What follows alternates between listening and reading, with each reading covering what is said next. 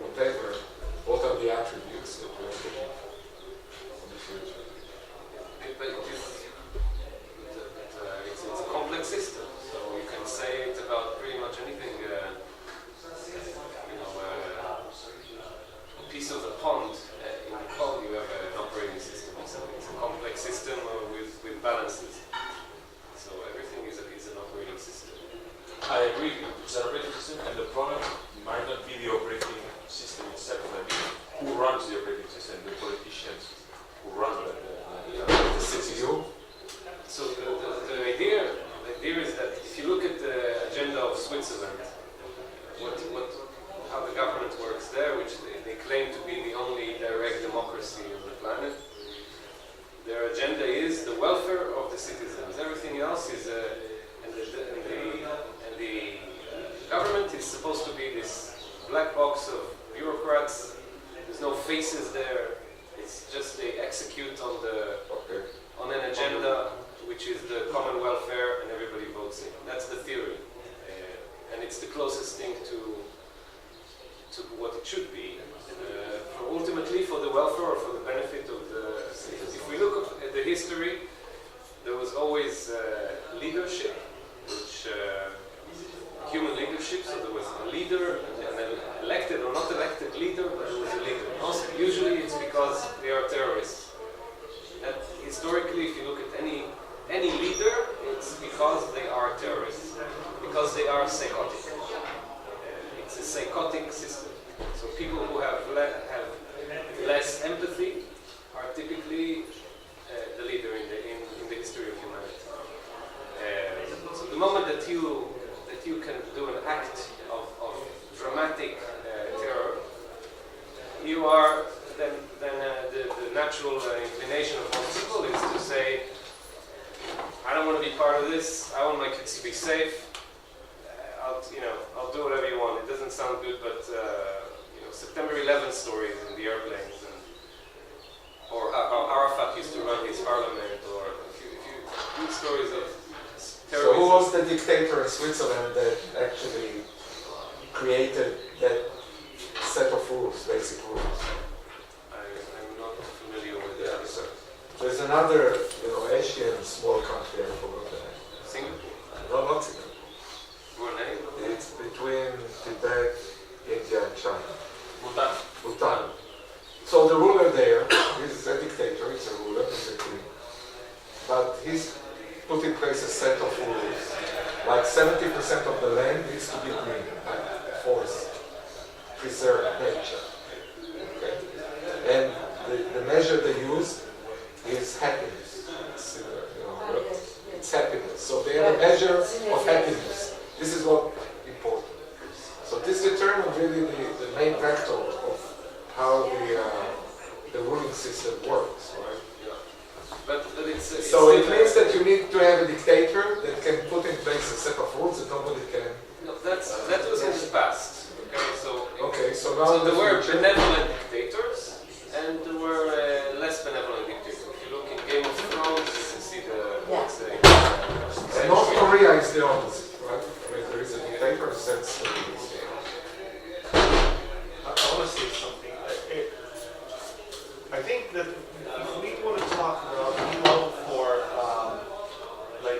people to be in charge of their own lives, we have to talk about the major changes that happened in the past 10 years due to the internet and social network. They completely changed the world.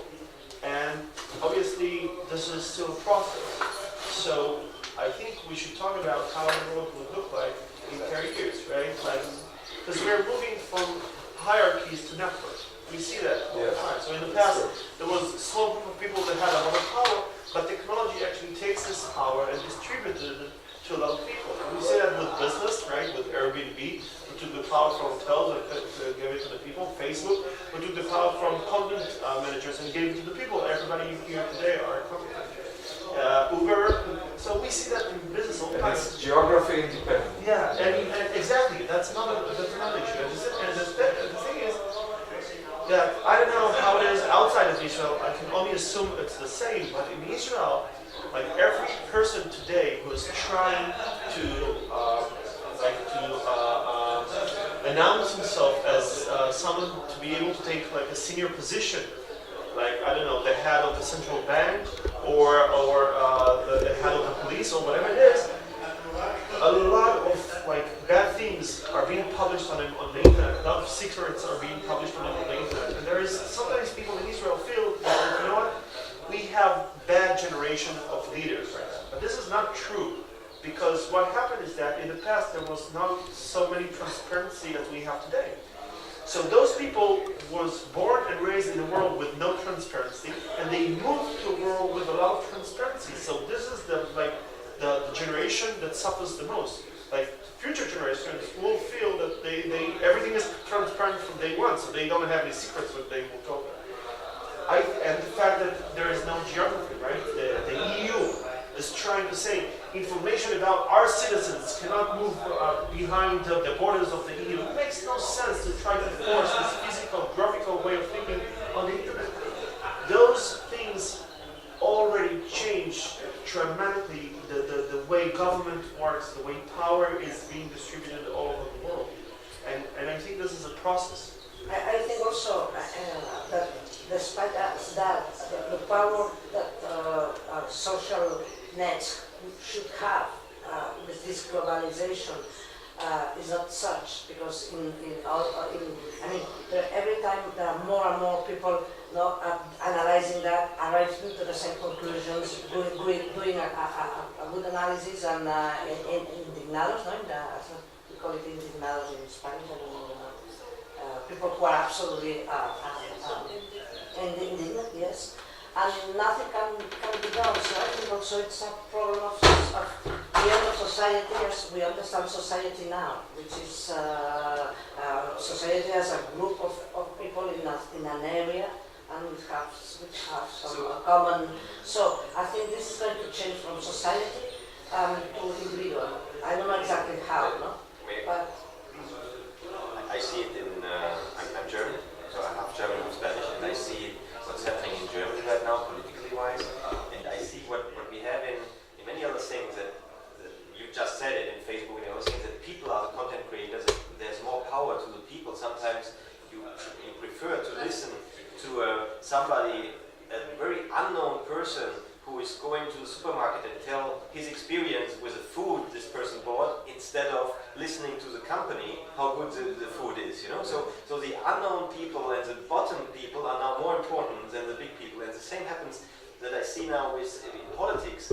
People, we are getting new parties are coming out. Maybe it's worldwide. I just see Spain and Germany in this case. Maybe it's also Israel, but this is the case. New parties are coming out because they are from bottom up, because the people are not happy with the current government. This also imposes a risk, because sometimes extremist parties are coming out. But the general trend is that people don't believe anymore what's going on upstairs, what's going on there, and then they create their own thing. What happened in economy, like what I said, YouTube videos of people buying stuff is more seen and more credible than what the company is telling you. So the same happens now in politics, that people are creating their own parties and they're going up because they don't believe and that's going on. That's right now, that's the situation. Also cities becoming more powerful in than Spain, nations. Spain we had during decades, we had two-party system. We had a left wing and the right wing. This is over. It was over. We have now four-party system. The same happened here. We had one conservative new party which came up from the bottom, and we have a left party which came up from the bottom. And this was not possible in the last 40, 50 years. And now it came up, and I'm sure, well, this is of course because we have a transition. And the same is happening in Germany, and I suppose also in other countries. Yeah, but so if we go, we look at really at the future of where things are. So one trend is the nationalism. So the idea of nationalism, which I'm really, it's very close to me, because I'm Israeli, but I lived most of my life outside of Israel. So in terms of identity, to transfer, my wife is Dutch, so my kids are a mess. In terms of identity, we live in Portugal. So what is the identity? Who is my clan? Who is us? Is it the Jews? Like in Portugal, I have absolutely zero common denominator with the Jewish population. because I'm atheist, right? So what makes me, so yeah, we do Pesach together or something. So it is Israeli, so the Hebrew language is important to me on the scale of what's important, and then Jewish heritage or understanding whatever, but other than that, pretty much nothing links me really with a certain, and I'm a British national. So there is this, but it's not just me. It's sort of, people are more and more like that. So That's globalization. it's globalization. So the thing is, and who is my clan? Who are my friends? I look in Facebook, 1,500 people. The common denominator is, let's say, educated, entrepreneurial. I don't know, within a certain age group, not even. So, and then I hear, national. I see in Portugal these ads of the Communist Party, right? Who are targeting nationalism. So the idea of what is nationalism? They're targeting the very low wage or very base education population, saying there is us and there is them. But who is us and who is them? Us is the underdogs, and them are the bank managers and the people with the wealth, the capitalists. So, but the thing is, it's not. This is completely fake, and there is manipulation of this opinion. So the government is a weak and manageable and can be manipulated for the benefit of people of corporations or people that have money. But the fault is not with the people who manipulate the government or the opinion, because the communists in the end are not interested in the benefit of the lower class. They are interested in getting a political job and having job security and power. That's absolutely the case. But that was something that it used to be more easy for those politicians to maintain that status or that situation. And nowadays, we all agree that the internet and the globalization has liberated information. So now everyone has access to information, whereas 20 years ago, information was you could only get informed by the medias, which were usually controlled by different politicians. But still some, but as in Spain or in Switzerland, you have new media that have arrived thanks to the internet. And what is credibility of BBC? Zero. Exactly, and they have lost those critics, and this has given in some way power to the people, and this I think is good for democracy. So in some way, I think when you say it's the end of democracy, I think nowadays is the best time for democracy ever, because people that were not informed or were manipulated now have ways at least to get more informed. But information, first of all, information is something. What I see is more and more isolation in terms of information. So if you're opinionated, you will isolate yourself from any other opinion, and you very easily find yourself a million people who think exactly like you, and you will find that source of information and just read Al Jazeera or just read Google or go for blogs or go for. So you basically associate yourself with a certain type of information. And it's not, so there is freedom of information, and the Israeli pastime, the national pastime of Israel is complaining about the corruption of politicians and how things are bad, but there is no actionable item.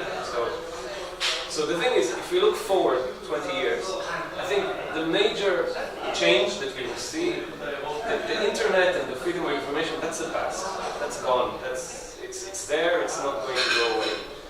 But it still can be manipulated.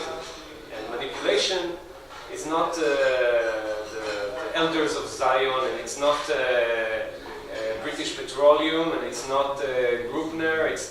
It's a system of, there are establishments, or these big mountains, the Ministry of Education, the defense budget. These are monsters that are parasitic system of the tax. If we follow the money, we look at where our tax money goes. So the tax money goes to fund these unmovable monsters, which are institutional. So it's people that are in a position for 20 years with job guarantee. They don't care about the government because they're going to be after the government is gone. So people who work in the Ministry of Education. They're not going to go anywhere. Nobody's going to fire them. They're apolitical. But they're a parasitic system of the tax. We pay the tax to a central thing, and then the politicians do their dances and whatever, and then they redistribute the money in an absurd way that they deem fit. So if you look at the big monsters, it's institutions within that are supported by tax money. So that's where the problem is, and that's a very fragile system. So for example, in America you have $1.6 trillion that go to defense. Now what is defense? Who is the enemy? Defending against what? There is no enemy, there is no nothing. It's all imagination. From time to time, in order to make it real, from time to time they need to create a Bin Laden. There needs to be a Bin Laden or a Brezhnev or or some ISIS. or ISIS now. Yeah, ISIS is the big enemy. It's great for a $1.6 trillion monster. So what happens is that they will create the monster in order to create this where we point our fear in order to sustain a budget of $1.6 trillion, which then they forcibly take from us and use it to defend. That's where the problem is. The problem is financial. If you kill the finance, you can change things. So the big issue. So that's one thing to open our eyes to, is to where the money flows. If they have the power, the terrorism, to take the money from us, and then they redistribute it to these immutable monsters that have been there forever. Army, education, health, which are all good things, yes, but they are super inefficient. Anything that is public money or a position, people employed by the government, typically what we can directly say is, it's not fair, they get a lot of money. Okay, so they're all low-wage people. They attract the worst kind of people. So it's a really bad system. But this has never been easier to track than now, thanks to the tracking is information. It's not enough.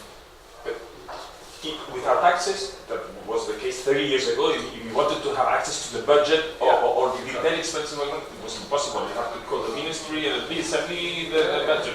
Now it was impossible. Now you in 5 seconds you connect to the internet and you know what is the budget and how they spend the money. So you can criticize it, you can act. The other thing is how society is going to arrange itself to act. But I think it's a better time for democracy. But if you look at young people, they are desensitized. They don't care. In Israel or in Portugal, Spain, Italy, people don't give a flying monkey. It's like, I have to pay my tax. It's a necessary evil, and once it's there, I don't care. Do whatever you want with it. It's all fucked up. I'm going to do my own thing. And if I can cheat the system, bless me. That's the attitude of 99.9% of the population. So now, But are they going to express this dissatisfaction voting? Nobody. I don't think that people care, but they voice their frustration. But they voice their frustration how? They just say, it's not fair. in It's not Spain, fair. in Israel, and Portugal, maybe, but that's not the attitude I get either in Holland, or in Denmark, or in Sweden, or Yeah, even because it in depends on Germany. satisfaction of people. If people are unsatisfied, No, it's true. Yes, in Sweden, people generally are happy with the communism system. But it's actually Sweden is a form of communism. It's Social democracy. what? Social democracy. Which they have a lot of women in power, so things are a bit more relaxed. But let's look at 20 years forward. Okay, in 20 years, there are no jobs. The idea of a job, of a middle class job, is non-existent anymore. Because most of these jobs will be replaced by automation.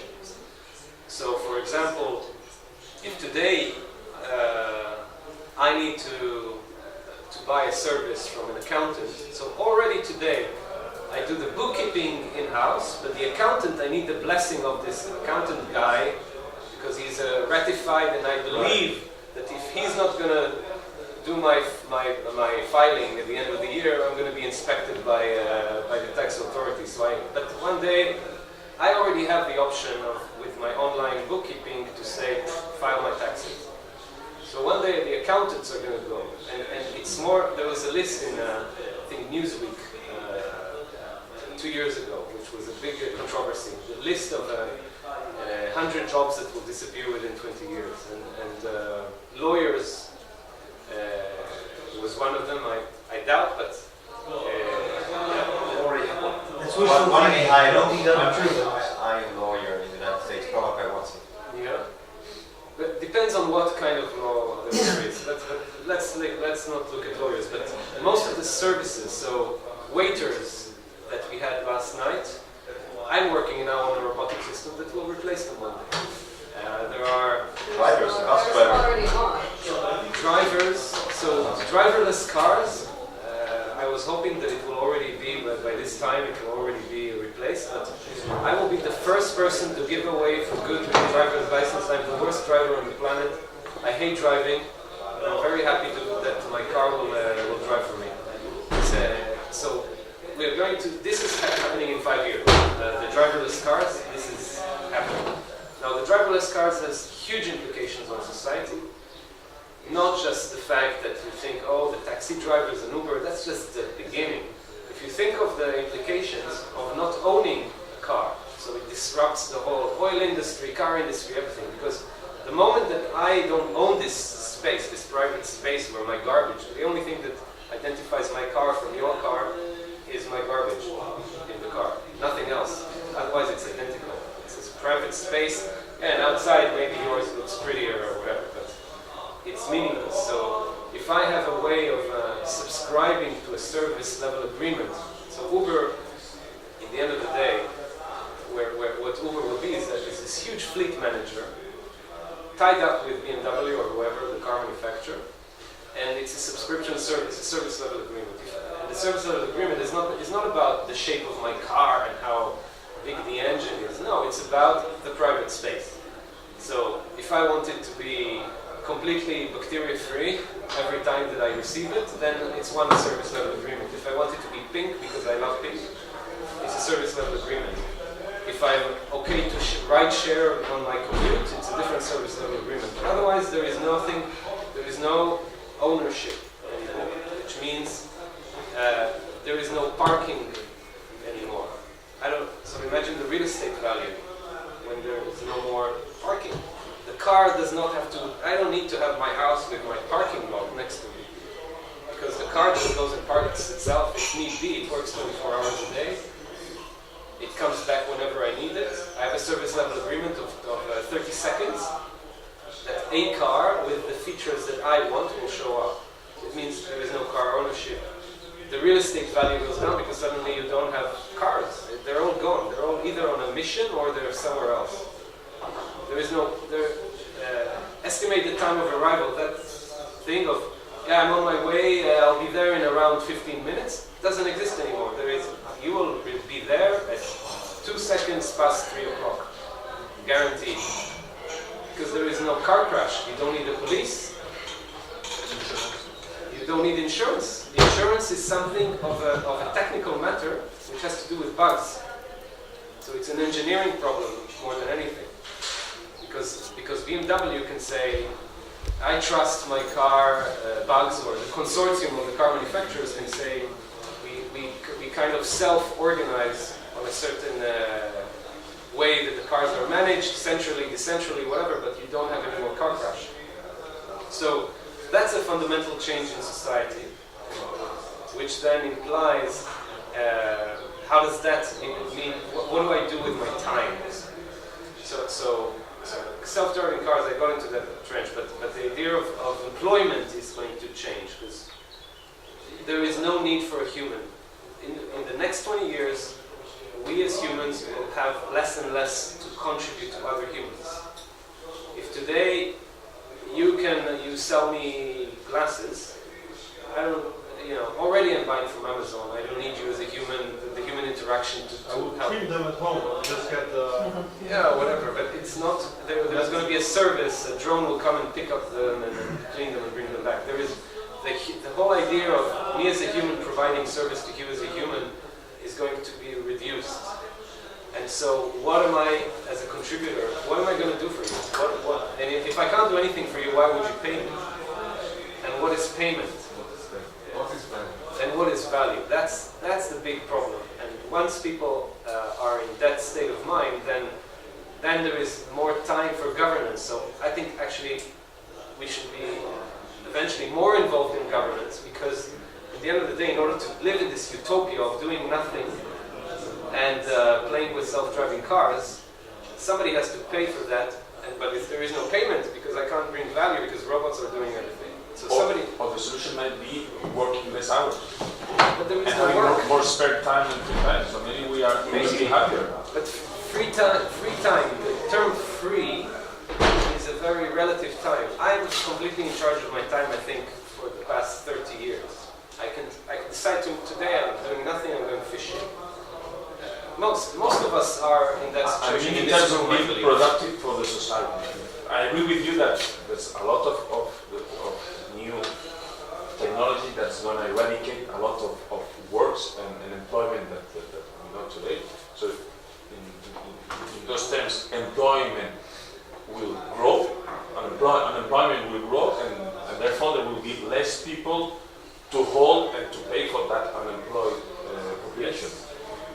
Unless you change the time, instead of working 40 or 50 hours a week, you work less, then the only way to make those potential unemployment people to go back to work again. But it's not about work. Forget about that term. There is no such thing as work anymore. If I can't bring you value, the whole idea of work is that Humans can bring value. humans can, I can bring you value. And now the question is what do I need to do in order to bring value? Okay, so if we're But how will you be rewarded? That's the question. That's the You question. bring value, and how will you be rewarded? Or will you bring value at all? Will we bring value at all? Will the taxi driver or the bus driver bring value in 20 years? No. What shall we do? He can't be a programmer. We cannot treat him to program to develop. And even the developers will one day be It's substituted. already in Google. Gmail, Exactly. as you see, is a self-programming system. That's AI. All the modification in Gmail is done by AI. There's no programmers there. So these people will not bring any value anymore. Our value will always be less. The machines will surpass us. It will be different. It will not. We will talk about this. So we're talking about it. So the question is, where are we going with this? Who will own the machines? Maybe we will have plenty of free time and the machines will work for us, and we as citizens who vote and sometimes own the government will own the machines. No, 1% will own the machines. And 99% will just get the value from them. Who is owning Google? Are you owning, is somebody here owning Google? Maybe you have a share. But Google dominates us. We all use the service of Gmail. We depend on it completely. Exactly. Nobody's going to be the force to drive on that, because evidently Volkswagen, social companies, security companies, all these kind of companies are not going to. Exactly. Which is the force that is going to drive to this direction? How? The market. Look, Nokia. Nobody believed 15 years ago that Nokia would disappear. Nokia doesn't exist anymore. If you look at the S&P or if you look at big stock index, all these companies, the biggest companies have been created 20 years ago. They will disappear. But Nokia has been substituted by another one. Apple. Nokia exists, they just acquired Alcatel-Lucent. Yeah, I mean, you haven't. In revenue, they're still making revenue. They're quite big. But the commercial world is fine. I don't think there's going to be a change. But maybe it will turn out to be what governs the world. Exact oligarchy. So it's more of a that was the way in the Greek, in the Roman, it was oligarchy. So it means that the companies are essentially determining government. So Look what happened in Israel just now with the cyber security. Tell us. When- We don't know. We don't know. So the government wanted to impose restriction on exporting cybersecurity technology from Israel. And after a week, they backed off. Why did they back off? Because of industry. Let me put some pepper in this conversation because Who is governing the I agree government? with all the comments that you're doing. Well, not the last one, obviously not. But mind you, this conversation obviously was done like 100 years before us in the beginning of the Industrial Revolution. People, when the people of the population discovered the machines that were doing the fabrics and everything, they thought that in 50 years or 30 years they were going to be without any work. But we are smart enough to reinvent our society. So nowadays, a lot of people, and I think in Spain, a lot of people will have degrees at the university. So people is not anymore working in the factories, manufacturing fabrics or cars or things like this, because nowadays we have robots, and the people nowadays, at least in Spain, we have jobs more thinking. Okay? So that made a big important, that gave us a big important social advantage, and is that in Spain we have 2 days off per week. And for instance, when I talk with my grandmother says that when she was a kid, she started working at 6 years old. It's a big difference in Spain now, and she was working all the 7 days of the week. And nowadays we only work 8 hours per day, 5 days a week. So what may happen in the future is that perhaps, and that's a hypothesis, perhaps in the future our kids or our grandkids will be trained more in programming and managing computers. So our kids will be programming, and we only will work 3 days per week. I don't know, but Or zero. or zero. That would be great. But that doesn't mean that our civilization is going to be totally destroyed. It's not destroyed. No. I don't get me wrong. I think there's going to be some cataclysmic self-destruction. People have a natural tendency to fix themselves, but the question is about those immutable monsters. So the big mountains. Those are very difficult to change. People are very adaptable, but the Ministry of Education is not adaptable. The 1.6 trillion budget of the US defense is not adaptable. That doesn't change. And they can influence how things move. Or the health insurance system in America. It's one of those monsters. You can't change that.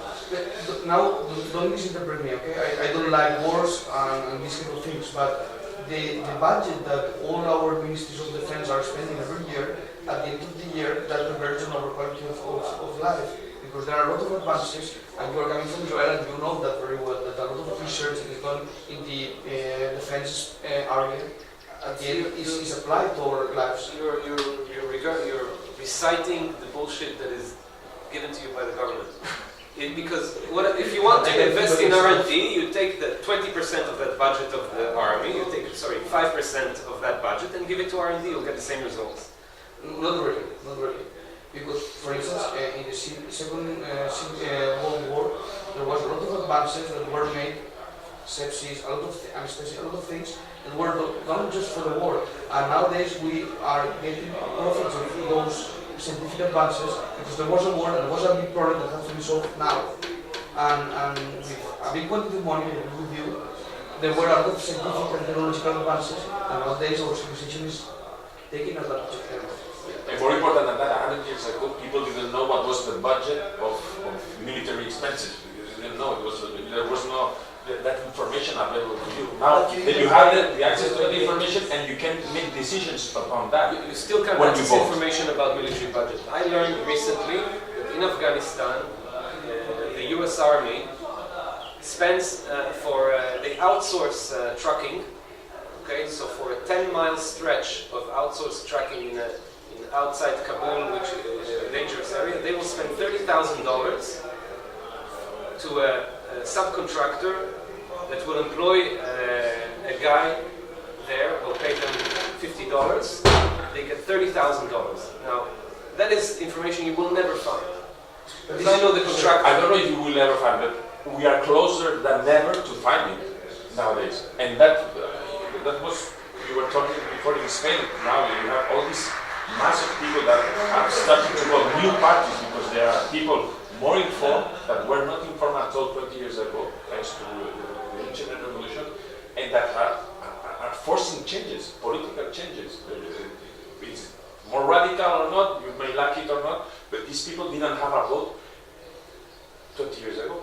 They have it now because they have had the information. They have discovered many corruption cases, many ways they have manipulated or misused the public funds. And these people now are saying, I don't trust you anymore. You have your time. You have manipulated. You have misused our funds. I'm going to give the vote to another one. Who's going to do exactly the same? Because once you enter into you the will role, be able to see it almost in real time. You will see how they spend your money. But I think I agree with you, but... Or you have to force more transparency. But technology has allowed ourselves today to have access to that information in real time. Yeah.